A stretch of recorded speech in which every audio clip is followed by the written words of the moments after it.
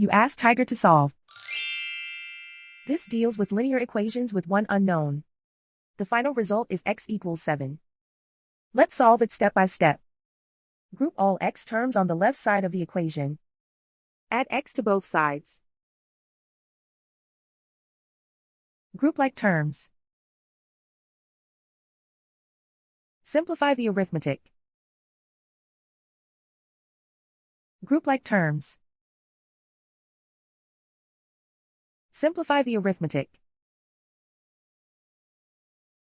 Group all constants on the right side of the equation. Add 4 to both sides. Simplify the arithmetic.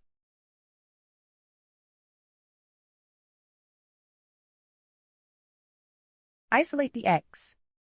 Divide both sides by 4. Simplify the fraction.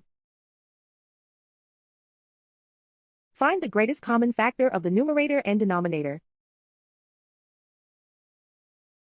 Factor out and cancel the greatest common factor. And so the final result is x equals 7.